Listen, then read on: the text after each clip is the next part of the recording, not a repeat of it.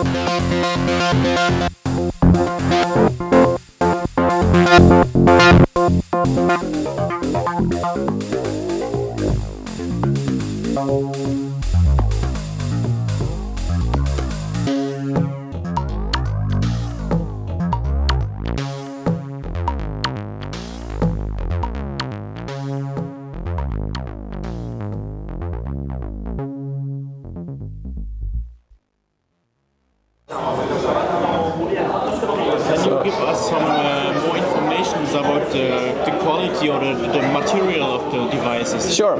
It's actually quite unusual what these machines are made of. I can actually take one apart if you're interested.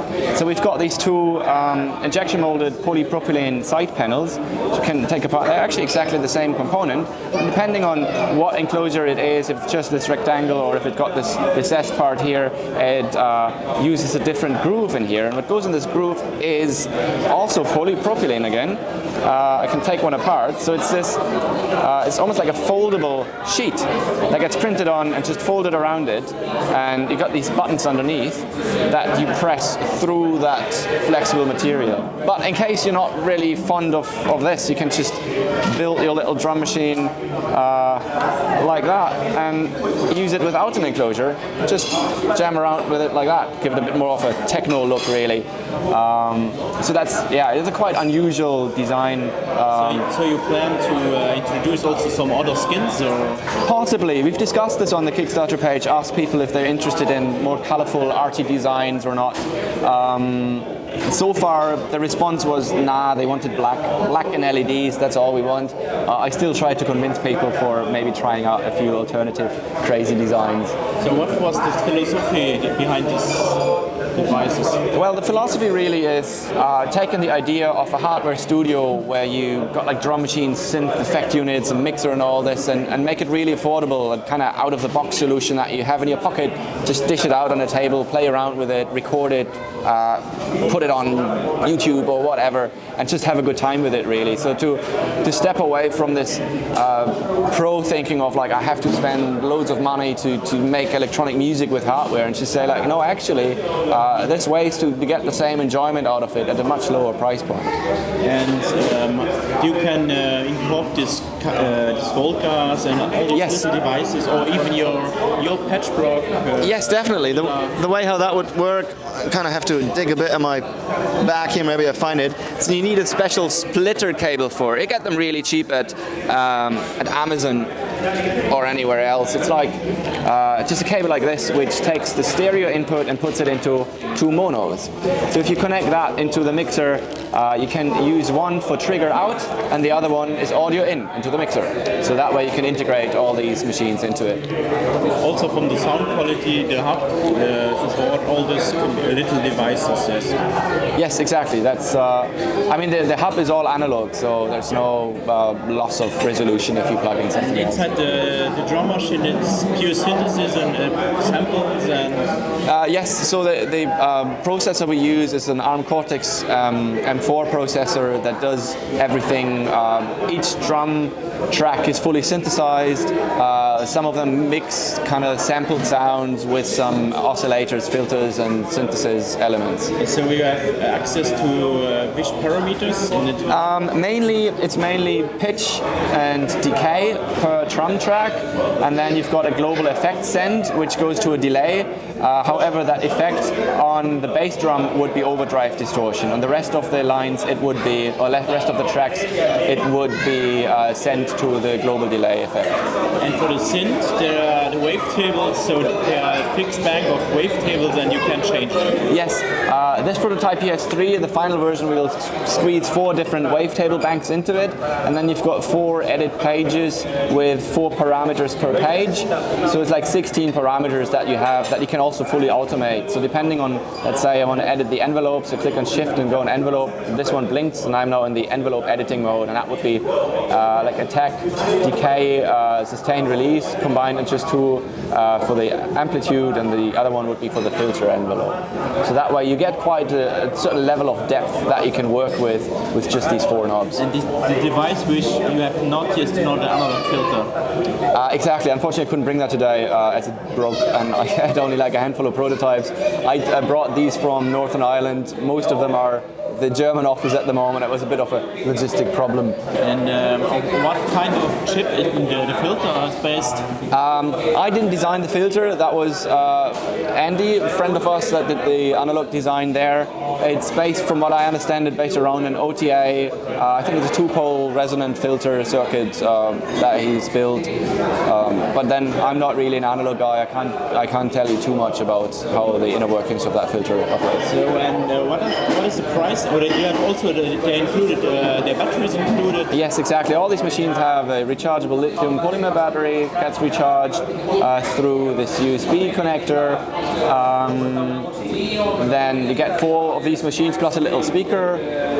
Price point at the moment, Kickstarter is £130. Later in retail, I think it will be 150 for the entire set, or 50 or 60 for one of these machines, something around that. It's not final yet. So it will be available in the classical music shops? Or yes, on our website, Amazon, or obviously Thomann and Just Music, and a variety of retailers. Obviously, I can't name them all because then if I forget one, they might be a bit annoyed. So, okay.